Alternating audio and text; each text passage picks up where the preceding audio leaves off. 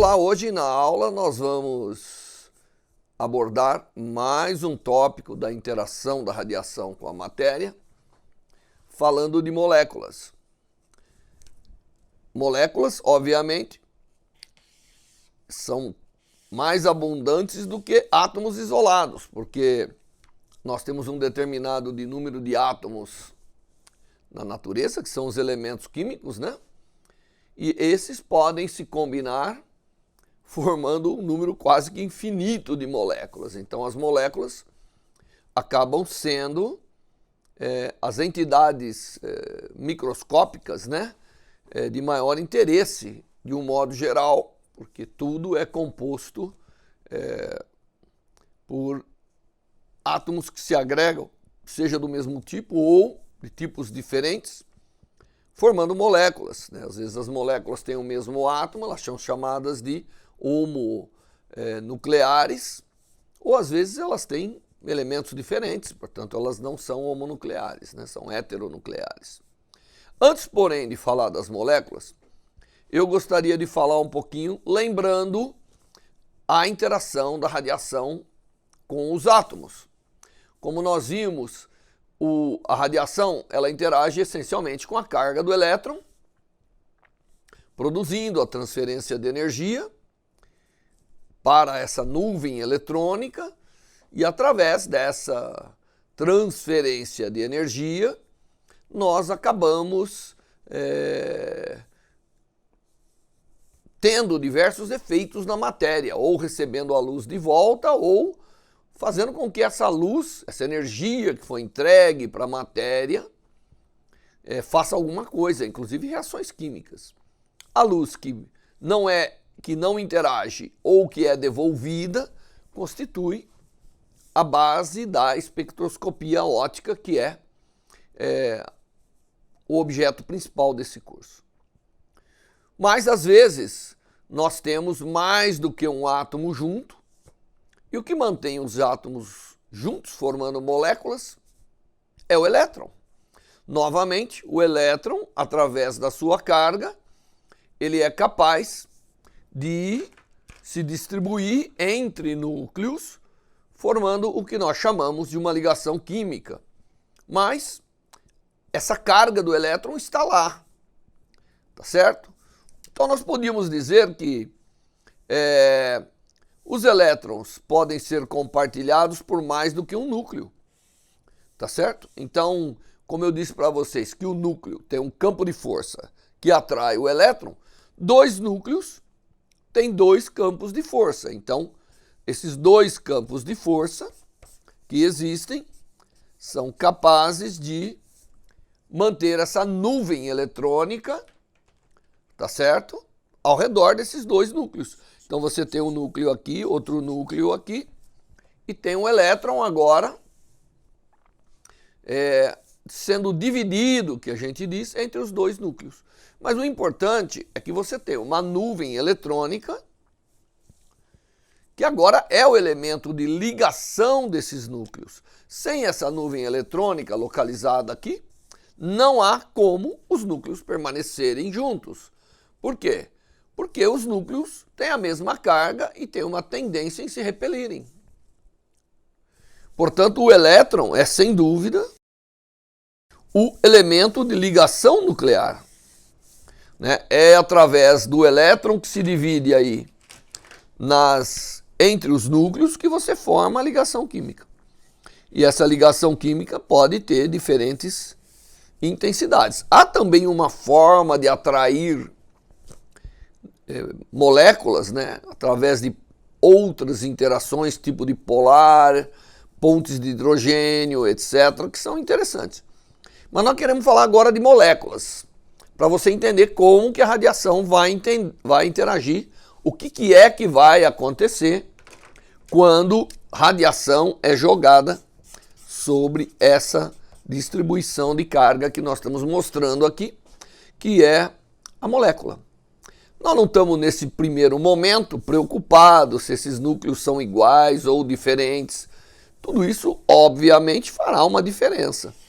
O que nós estamos querendo agora explicar para você é que há uma nuvem eletrônica, e essa nuvem eletrônica, ela, de alguma maneira,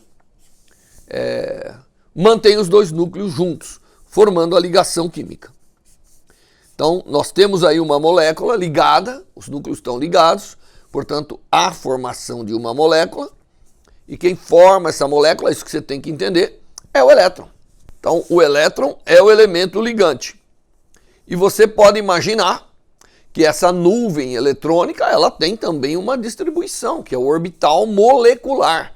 Nós falamos lá atrás dos orbitais atômicos, né, que são a distribuição de carga que pode ter, mas agora nós temos também os orbitais moleculares, que é essa distribuição de carga aqui. São orbitais eletrônicos moleculares, que a gente aprende desde a escola fundamental a visualizar, né, aqueles elétrons, elétron sigma, elétron pi, aí vai, formando essa ponte que liga os núcleos. Se esses núcleos fossem fixos no espaço, imagine que eu tenho os dois núcleos. Então, se esses dois núcleos fossem fixos, não pudessem se movimentar, então eu teria um pulso de atração para os elétrons ao redor desse, mais um desse, caindo para o infinito e tendo um potencial entre as moléculas, entre os núcleos, que é o qual esse elétron vai ficar localizado, na verdade. Tá certo? E aí eu teria os estados quantizados, dando origem a orbitais fixos, que seria, em princípio, tudo aquilo que a molécula poderia ser do ponto de vista da distribuição de elétrons. Se os núcleos fossem fixos, então a energia, né, ela estaria nesses orbitais. Isso é uma suposição, né? Uma primeira proposta. Se os núcleos fossem fixos, nós teríamos esses orbitais moleculares bem determinados e fixos. E isso criaria o universo para o elétron. Tá certo? E esses orbitais não mais alterariam. Ocorre, no entanto, que a molécula fica junto porque há uma compensação, né? Se eu aproximar muito esses núcleos, eles se repelem. Se eu afastar muito o núcleo, o elétron atrai. Então existe uma compensação, como eu disse aqui, existe uma compensação entre a atração e a repulsão dos núcleos, havendo, portanto, uma certa flexibilidade na posição dos núcleos. Ou seja, aquilo que eu estava imaginando aqui em cima, que os núcleos poderiam ser fixos, não é, na verdade, um fato. Por quê? Porque eu sei que esses núcleos podem se movimentar. Existe esse grau de liberdade. E havendo esse grau de liberdade, o sistema físico que nós temos que considerar é o elétron com os núcleos, mas a possibilidade dos núcleos terem energia também. Não só energia eletrostática que eles têm, mas uma energia de movimento. Tá certo? Porque eles são flexíveis. Há uma flexibilidade da posição dos núcleos. Portanto, o que ocorre então? Ocorre que eu tenho uma nuvem eletrônica para uma posição, mas se eu mudar a posição, deve ter outra. Tá certo? Então eu devo ter como se fosse a energia agora, ela pode entrar nesses movimentos do núcleo através do elétron. Uma coisa que é importante salientar bem aqui é que tudo é mantido aqui pelo elétron, na verdade. Claro, a aproximação e essa barreira que impedem os núcleos de se unirem é a repulsão dos núcleos. Então, se eu olhasse assim o potencial entre os núcleos como função da distância entre eles. Aqui a gente gosta de falar de potencial, por quê? Porque é uma forma de mostrar a energia que tem aí. Nós veríamos que a energia explode quando eles se aproximam muito, quando o A é muito pequeno, e ela atinge um mínimo, que é a posição de equilíbrio, né? Onde o potencial tem derivada zero, nós temos uma posição de equilíbrio, que é por aqui,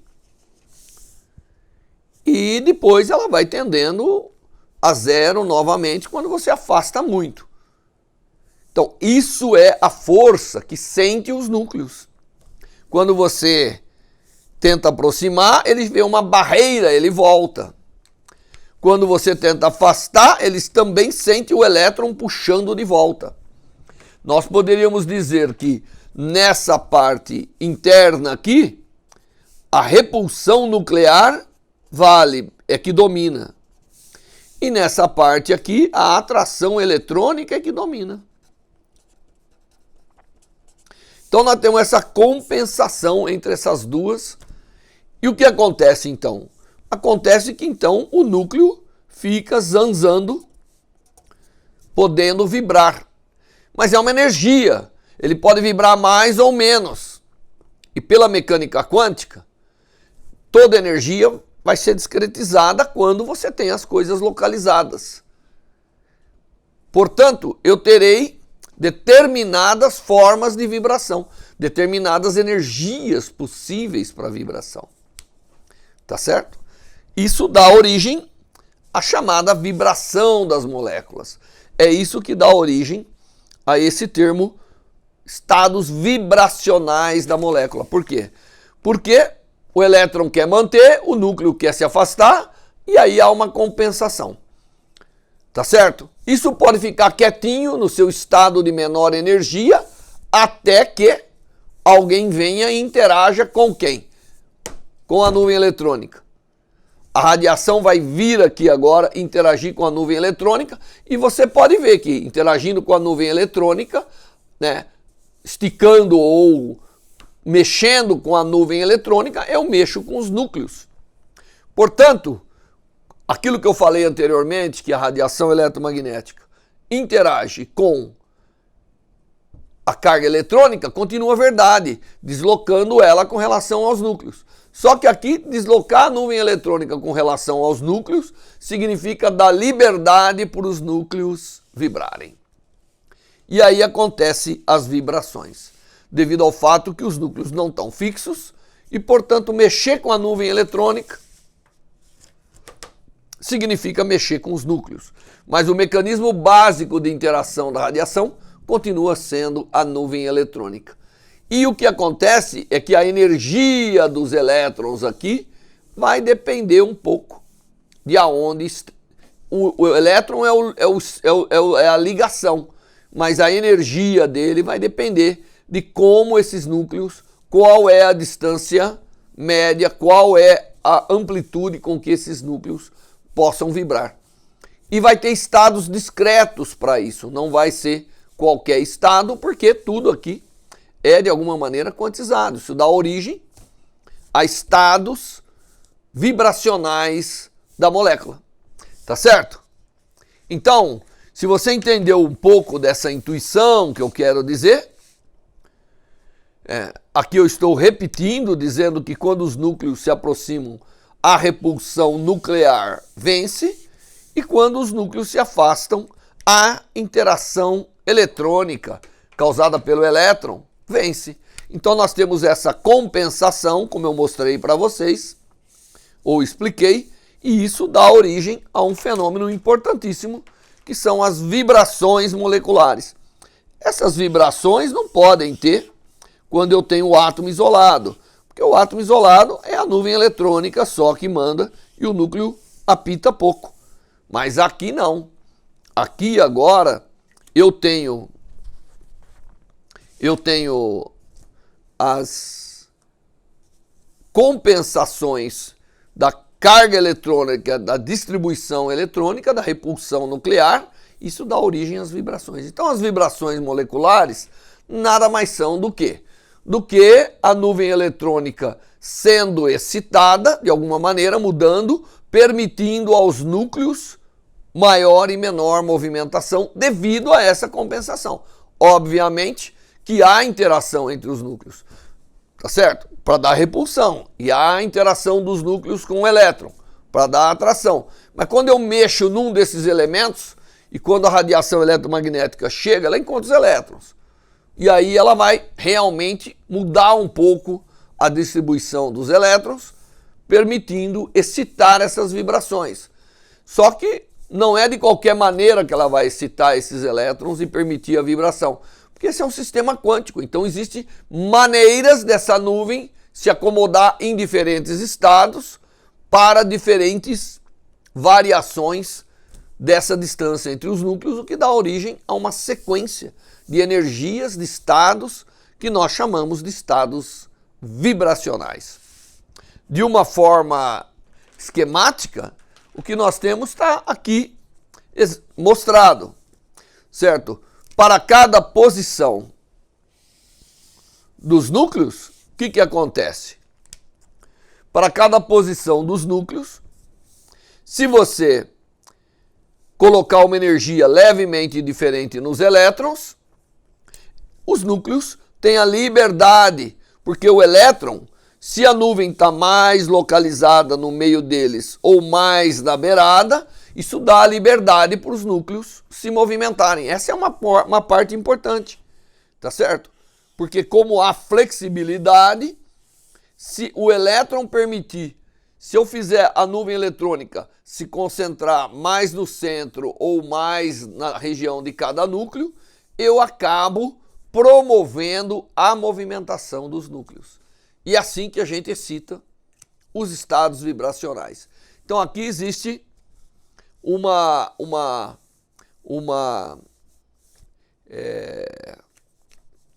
um cartoon, né, um desenho, mostrando que se por acaso eu concentro a nuvem eletrônica, aqui eu estou tentando dar um relevo aqui, mostrando que a nuvem eletrônica está mais concentrada entre os núcleos, a atração vence. Portanto, esses núcleos vão se atrair e começar a vibrar, porque efetivamente é um sistema conservativo que vai poder vibrar.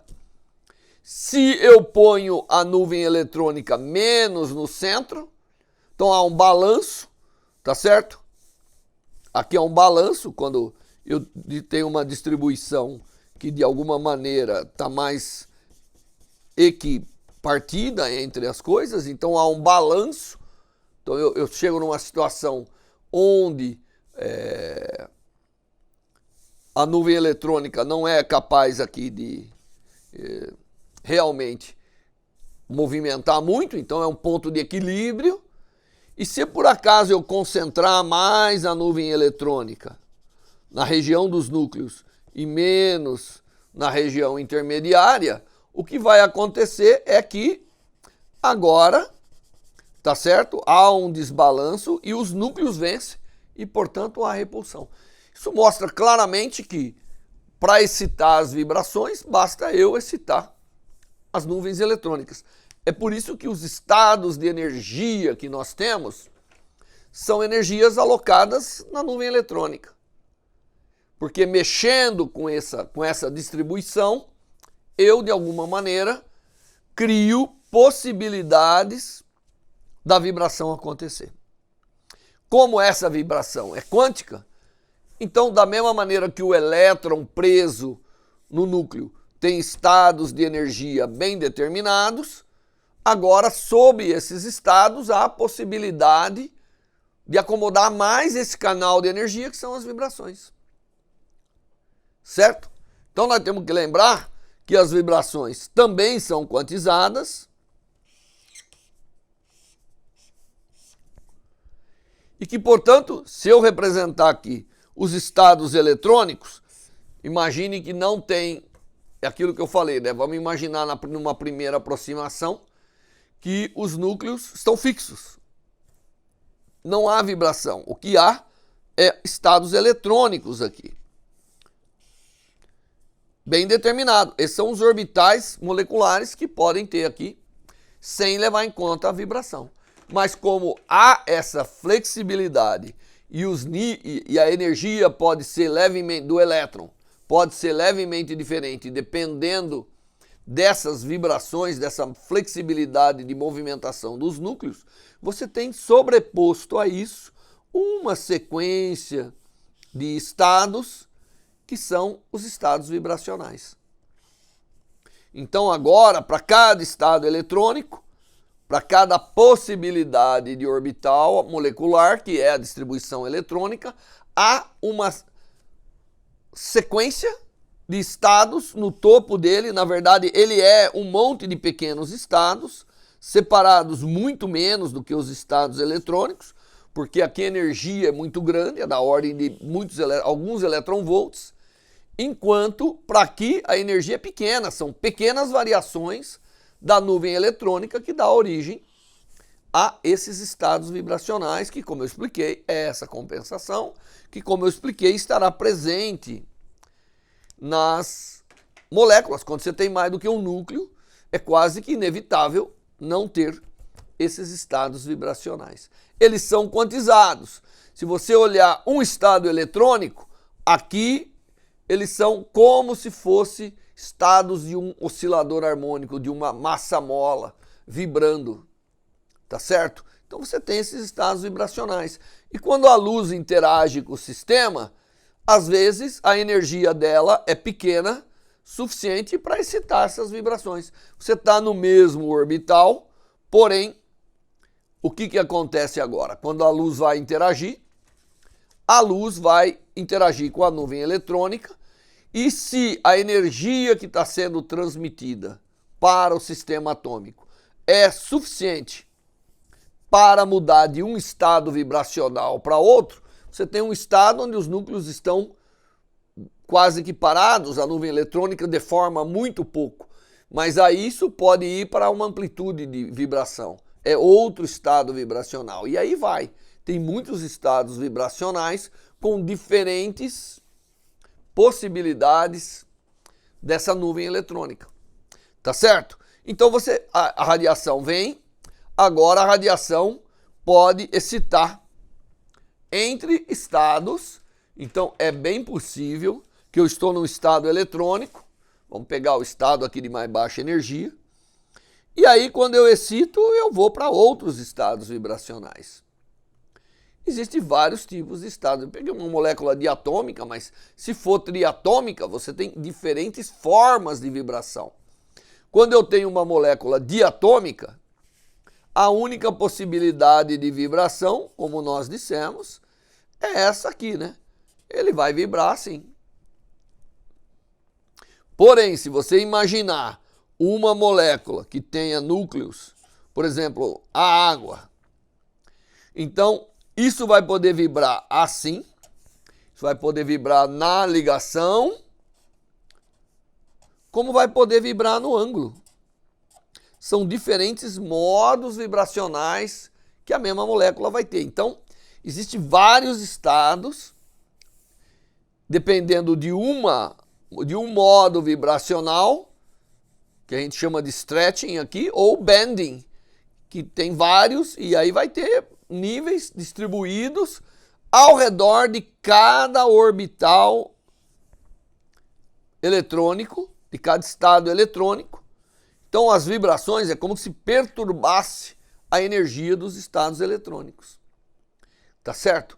E quando a gente usa aquela equação que eu mostrei para vocês, que é a equação de onda, né? Ela prevê tudo isso. É incrível, né? Que nós podemos resolver essa equação de onda e calcular que energia vai estar acoplada aqui, e mais do que isso, que essa energia são quantizadas. Portanto, as suas possibilidades de distribuição de carga são discretas, obedecendo determinados valores de energia que tem, que são os estados vibracionais. Tá certo?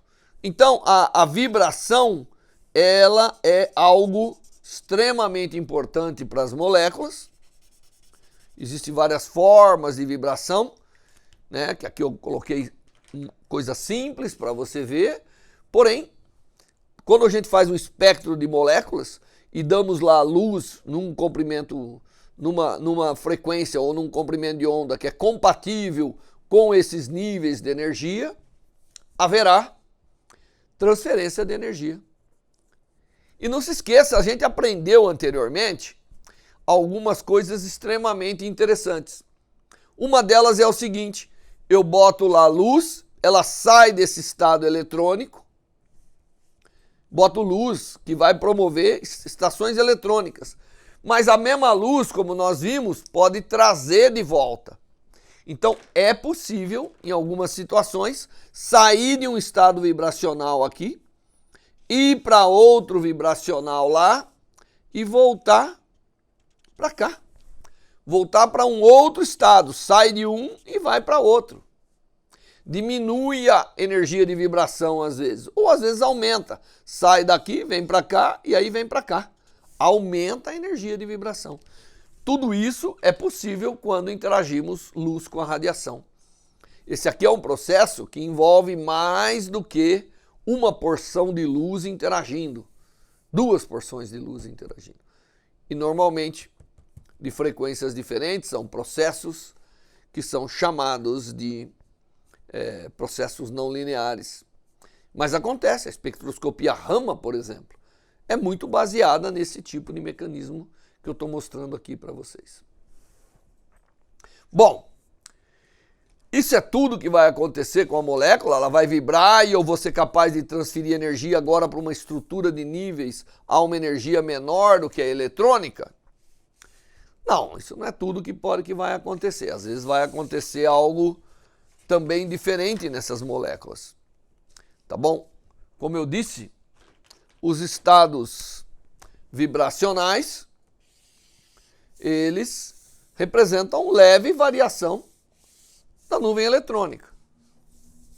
Aqui eu coloquei de forma esquemática como iria variar a nuvem eletrônica, tirando a concentração de carga do meio, levando para as beiradas e permitindo ao núcleo sentir esse potencial de força que nós falamos. Essa nuvem eletrônica modificando assim, ela promove essas vibrações. E quem que vai causar essa modificação da nuvem eletrônica? Quem que vai causar? Bom, nós já sabemos quem que vai causar. A radiação. A radiação interagindo com a nuvem eletrônica excita os estados vibracionais. E é como eu falei para vocês, eu posso ir de um estado vibracional para outro e isso vai custar a energia que vem da radiação. Portanto, eu posso assistir quanto de energia desapareceu da radiação, né, que é uma das essências da espectroscopia, é medir absorção, ou posso ver se está vindo radiação compatível com a transição entre esses níveis vibracionais. Tudo isso pode estar presente aqui e a gente então acaba medindo essas vibrações que obviamente identificam moléculas. Essas vibrações constituem uma parte importante das espectroscopias porque ela vai identificar a molécula. Dada uma molécula que tem um carbono, um hidrogênio, ou um carbono, um oxigênio, ou um carbono e outra coisa, ou um nitrogênio mais outro nitrogênio, ou um nitrogênio mais um oxigênio e assim por diante, eles têm estados vibracionais diferentes, muito bem caracterizados em energia. Portanto, quando eu jogo radiação, aquela imagem que eu mostrei para vocês no modelo clássico continua de alguma maneira verdadeira. Aliás, o que eu estou fazendo aqui é explicando para vocês, sem fazer conta, como esses estados são excitados pela radiação. Tá certo? Que é uma intuição que você tem que ter ao realizar uma espectroscopia, para você entender o que é que está acontecendo lá a nível microscópico. Tá certo? Bom, as vibrações são extremamente importantes, mas não são as únicas que estão sentadas aqui no pódio. Existem também as chamadas rotações, porque agora a distribuição de massa ela não está mais centrada num ponto. Ela está delocalizada, porque basicamente a distribuição de massa estão nos núcleos. Então eu peguei aqui uma molécula diatômica, que tem aqui a nuvem eletrônica, né, como a gente vê, que está mantendo os núcleos juntos. O elétron é fundamental, né? Tudo que a gente tem por ao redor da gente é física do elétron, tá certo? A química não existiria se a natureza fosse diferente e não tivesse o elétron. Ela deveria chamar química do elétron, porque tudo ali, a maioria, né, é baseado no elétron.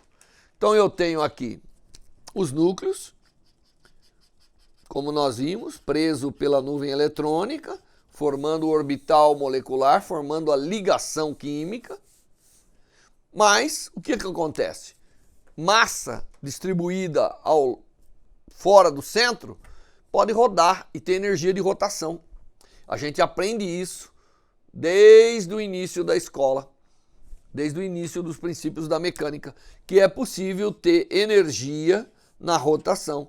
E essa energia, obviamente, ela é o momento angular dividido por 2 vezes o chamado momento de inércia, que é como que as massas estão distribuídas, né? A massa distribuída, isso aqui na verdade é 2 vezes o chamado momento de inércia da molécula. É como a distribuição de massa está caracterizada. Se eu tiver uma molécula triatômica, então tem mais um núcleo aqui, obviamente as ligações farão um orbital, um elétron sempre, os elétrons sempre distribuindo entre os núcleos, tá certo? E isso também tem uma distribuição de massa, tem um momento de inércia. Na verdade, o momento de inércia é uma somatória de todas as momentos de inércia. É a soma de onde as massas estão localizadas pelas suas posições ao quadrado. Esse é o momento de inércia com relação a um certo eixo. Não se preocupem muito com isso, que isso é a mecânica das rotações. Mas toda vez que você tem uma energia, adivinha o que vai acontecer do ponto de vista da mecânica quântica? Essa energia será quantizada se o sistema está localizado, portanto, as rotações também são quantizadas. Então, o fato de você ter aqui uma grandeza, que é o momento angular, que é quantizado naturalmente em mecânica quântica, quantiza as rotações. Significa o seguinte: a molécula não pode rodar de qualquer maneira. Ela tem modos de rotação. Ela só pode rodar com determinadas frequências, com determinados valores de energia. E ela pode rodar, vamos pegar essa molécula diatômica aqui que eu representei. Como que ela pode rodar? Bom, ela pode rodar de várias maneiras. Uma das maneiras que ela pode rodar é através do eixo que passa pela molécula. Então esse eixo aqui ela poderia rodar, mas isso não muda nada, né? Isso não faz as massas rodarem. Esse é um eixo que do ponto de vista de rotação não contribui com nada. Mas ela pode rodar ao redor desse eixo, então você vai ter massa rodando ao redor desse eixo, portanto tem energia acoplada nessa rotação. Tá certo? Ou ela pode rodar nesse aqui, né? São os dois equivalentes aqui no caso. Esses são os 2 eixos principais de rotação para a molécula diatômica. E essa rotação, quer dizer, eu tenho uma molécula, deixa eu pegar uma molécula aqui, representar uma molécula aqui. Então, aqui está aqui. Ela pode rodar dessa maneira, como ela pode rodar dessa maneira. As duas maneiras aqui levam a uma energia de rotação, porque você tem massa em rotação. Tá certo? A energia que tem numa rotação, ela isso aqui tudo acaba dando meio do momento de inércia vezes a velocidade de rotação ao quadrado. Então, isso aqui sendo quantizado, essas frequências também o serão. Então, quando você tem a molécula e você interage com ela aqui de uma forma específica, de tal maneira que você permite essa rotação, ela vai excitar os modos de rotação. Ela vai excitar os modos de rotação e, portanto, terão energias que também vão se acoplar aos modos rotacionais. Então você vê, numa molécula, nós temos a energia nos orbitais eletrônicos, são chamados orbitais moleculares, que dão origem à ligação química. Mas nós temos também, a energia concentrada nas vibrações, que são os estados vibracionais. E esse é aquilo que nós gastamos aqui vários minutos explicando para você. E nós podemos ter também agora os rotacionais.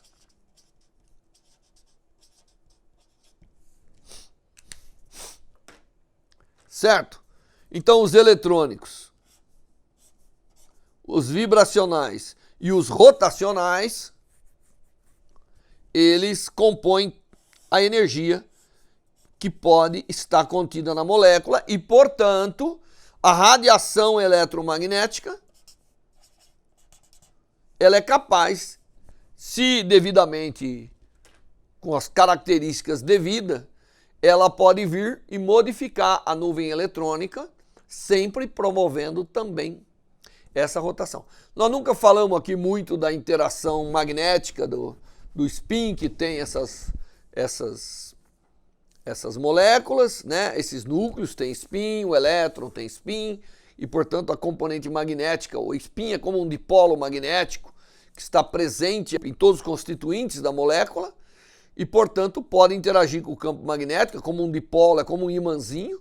Isso também é uma forma de transferir energia, que é a aproximação de dipolo elétrico. E tem também a aproximação de quadrupolo magnético, que eu não falei muito para vocês na parte introdutória, para não confundir muito. Porém, essas são partes que existem, são interações que existem entre a molécula e a distribuição de carga e a radiação eletromagnética, e que pode excitar tudo isso. Tem um exemplo muito interessante, que é o exemplo do micro-ondas. Se você pegar o micro-ondas e interagir com uma molécula de água, o que ela vai fazer com a molécula de água, eu vou mostrar aqui. Você tem a molécula de água, você tem oxigênio e hidrogênio, né? Quando você põe micro-ondas, você faz ela rodar ao redor desse eixo. Então, o que acontece é que você excita estados rotacionais específicos, aí essa energia rotacional bate e vira vibracional, que é temperatura. A temperatura de alguma coisa está muito relacionada com a energia vibracional que essa coisa contém. E luz, ela interage com o elétron, mas ela excita vibrações. Por isso que a luz aquece as coisas. Se você ficar no sol, você se aquece. Aquela energia está virando vibração. Aquela energia está virando vibração. E por que eu disse que a vibração é onde a temperatura está mais acoplada? Porque a temperatura é algo de energia mecânica. Portanto, a vibração é onde acomoda muita energia mecânica, que é o movimento dos núcleos. Mas a rotação também pode acomodar e pode estar relacionada com o aumento de temperatura, dependendo da faixa de temperatura que você esteja.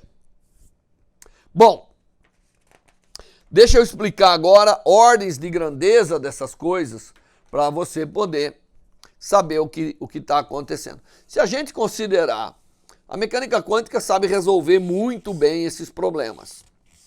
Se a gente considerar elétrons com a massa típica dele, a distância típica internuclear e a constante H, porque é uma constante de Planck, sempre presente nos efeitos quânticos, nós podemos usar até princípios simples, como o princípio de incerteza de Heisenberg, que diz que uma vez que o elétron está localizado numa determinada distância, ele tem que ter momento compatível com aquilo. Na ligação química, o elétron está localizado basicamente entre os núcleos, então a distância típica de localização dele é A. E, portanto, ele tem, de acordo com o princípio de incerteza de Heisenberg, uma energia mínima que tem que ser compatível com o princípio de Heisenberg, que a gente chama de princípio de incerteza de Heisenberg, que é que o momento vezes isso é da ordem de H cortado. Essa é a energia. Portanto, a gente tira qual é a ordem de grandeza do momento e, portanto, eu sou capaz de estimar qual é a ordem de energia no estado eletrônico. Ah, mas não tem um núcleo segurando? Tem também, mas é da mesma ordem de grandeza, né? O princípio existem princípios da mecânica que mostram que a energia é distribuída entre os dois. Essa equipartição de energia, ela é entre o potencial e a cinética. Portanto, tendo o momento, eu determino a energia, isso aqui é a energia cinética, meio de mv², não é isso? E daí eu tiro qual é a ordem de grandeza dos estados eletrônicos. E daí eu chego aos vários eletronvolts que eu já coloquei para vocês ali.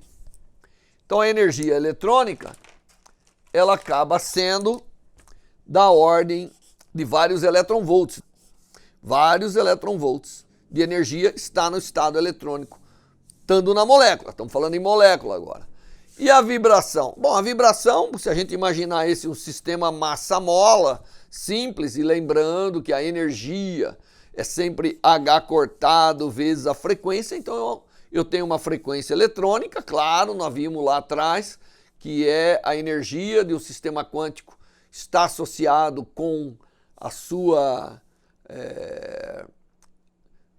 variação temporal através da frequência. E mesma coisa para a vibração. Então nós podemos determinar qual é a ordem de grandeza da vibração.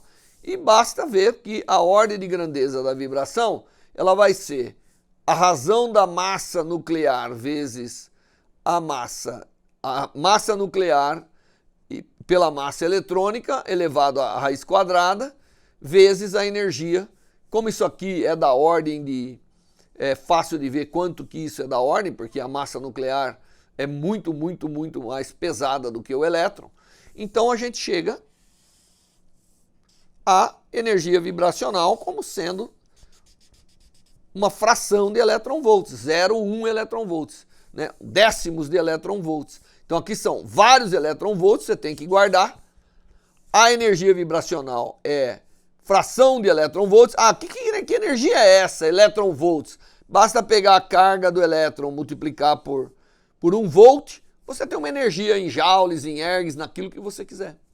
Tá certo? Em espectroscopia, a gente gosta de falar muito em eletronvolts.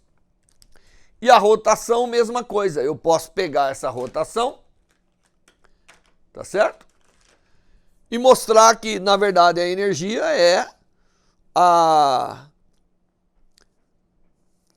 o momento angular dividido pela distribuição de massa, pelo momento de inércia, em ordem de grandeza. Eu sei o valor de tudo isso, então eu chego aqui para a rotação. A energia são milésimos de eletronvolts, muito menor. Então a energia essencialmente na matéria está aonde? Está nas ligações químicas, mas pode estar um pouco na vibração. E pode estar ainda um pouquinho muito menor na rotação. Tá certo? Bom, essas energias correspondem a determinadas... como para ir de um estado para o outro, a gente vai usar a energia eletromagnética. Então essas energias, elas estão associadas com diferentes partes do espectro eletromagnético. Então, as rotações, que são da ordem de milésimos de eletronvolts, estão na ordem dos micro-ondas. Então, a radiação eletromagnética no micro-ondas é capaz de excitar as rotações das moléculas. As vibrações, bom, as vibrações, essas estão na ordem de décimos de eletronvolt.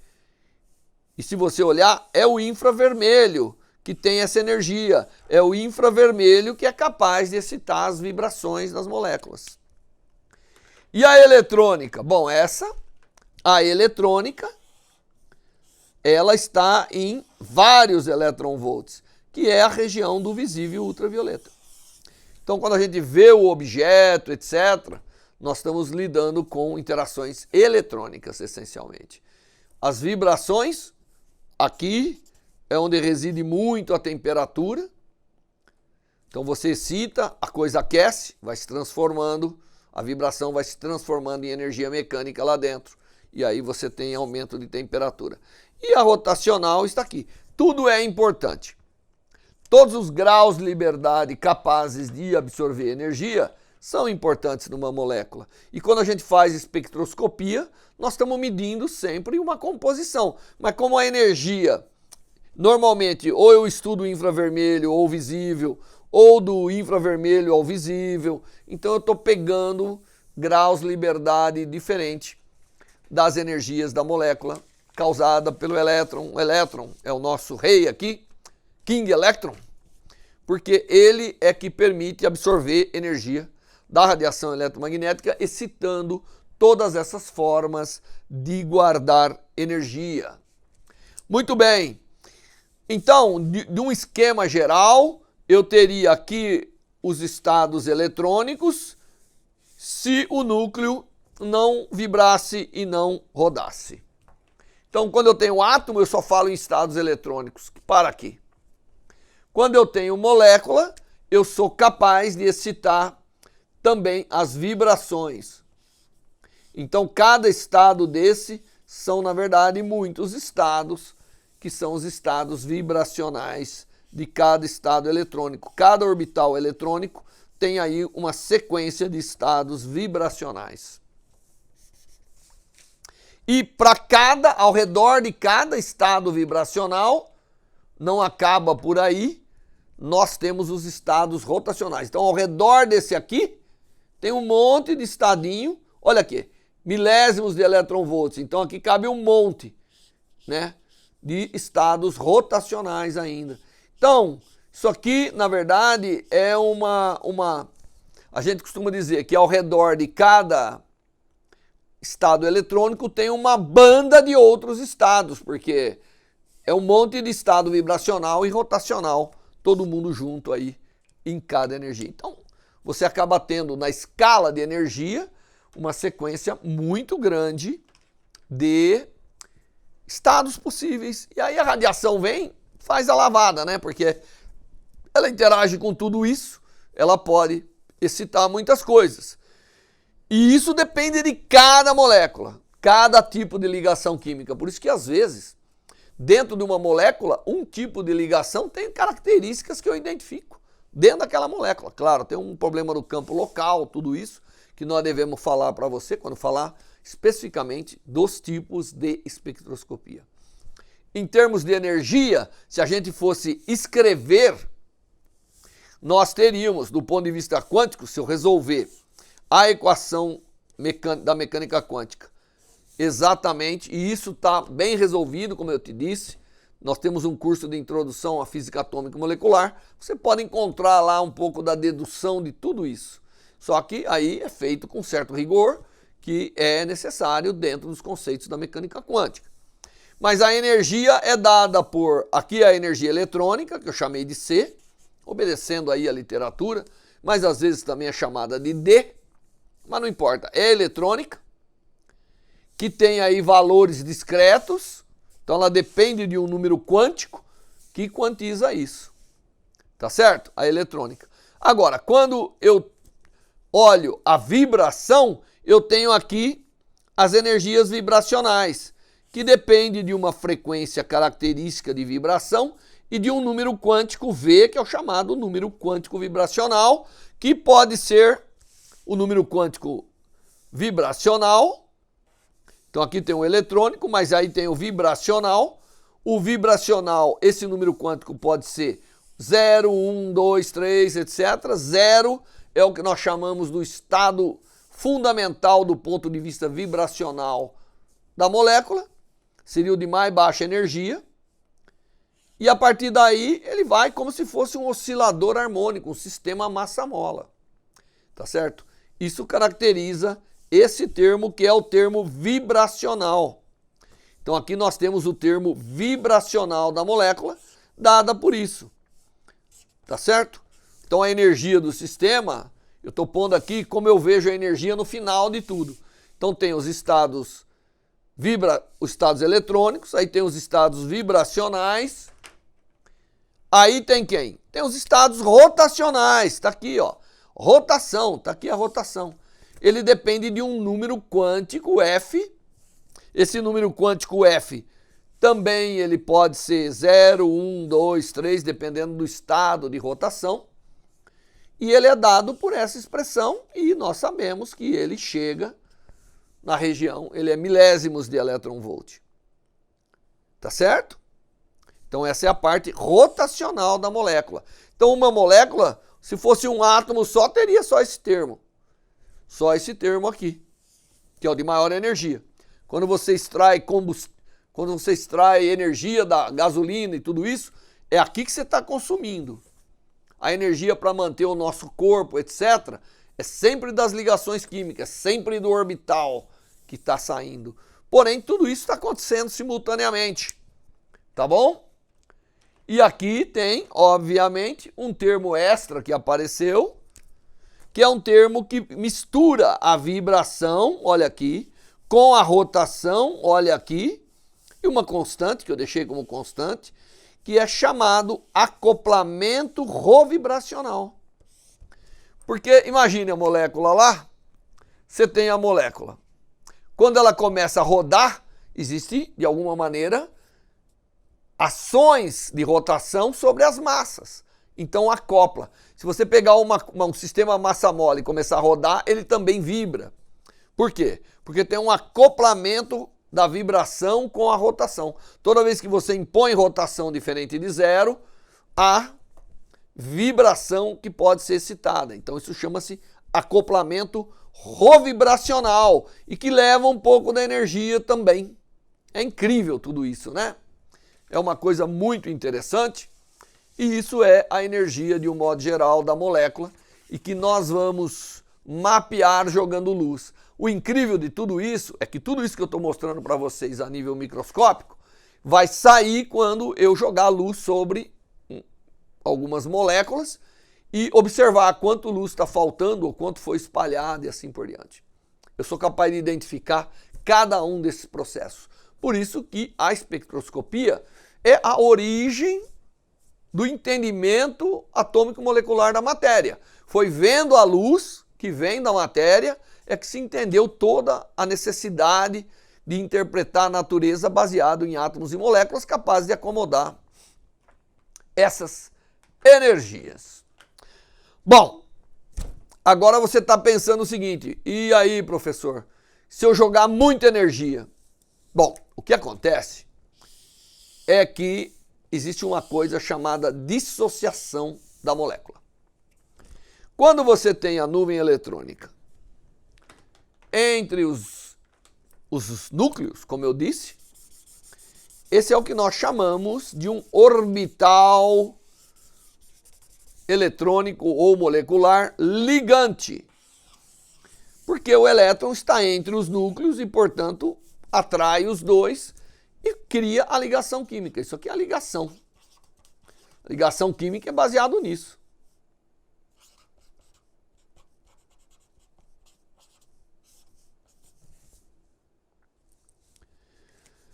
Aí você joga a radiação eletromagnética. Você vem lá, joga a radiação eletromagnética e joga de tal maneira que ela vai lá e vai excitar a nuvem eletrônica. Então estou falando de transições eletrônicas, como por exemplo jogar UV em algumas moléculas. Ela é capaz de pegar essa nuvem eletrônica e fazer uma transição da nuvem eletrônica. Aqui a vibração, tudo isso, claro, pode existir, mas não importa agora. Então o que acontece? Eu sou capaz de pegar a radiação e jogar a radiação de tal maneira que eu redistribuo a nuvem eletrônica, eu mudo de orbital molecular e vou agora para um orbital que não está concentrado entre os dois. Está concentrado nos núcleos, na verdade. Esse é o que nós chamamos de um orbital antiligante. E uma vez que a molécula chega nisso, ela dissocia. Então, seguido isso, se eu conseguir, com a radiação, fazer uma transição de um orbital ligante para um orbital antiligante, eu causo a dissociação da molécula. E que às vezes a gente chama de fotodissociação, porque vai ser causada por radiação eletromagnética. Tá certo? Então, às vezes, a gente desfaz moléculas, quebra. Se isso aqui é uma ligação no meio de uma molécula maior, ela fragmenta. E assim por diante. Esse é um processo que existe, a gente pode medir e acontece toda hora. E graças a isso a gente pode usar o ultravioleta para fazer um monte de coisa, inclusive acelerar determinadas reações químicas que precisam romper ligações para formar outra, como é o caso de polimerização e assim por diante, que a gente usa a luz mais energética para causar a formação dessas possibilidades de outras coisas se ligarem aí, assim vai. Muito bem, com isso nós fechamos esse módulo do nosso curso de espectroscopia, estando agora preparado para começar a mostrar para você as fontes de luz e as técnicas que a gente usa para estudar tudo isso. E para usar isso como técnicas de identificação de mecanismos, como técnicas de identificação de substâncias. Muito bem, até o próximo bloco da nossa disciplina de espectroscopia. Tchau!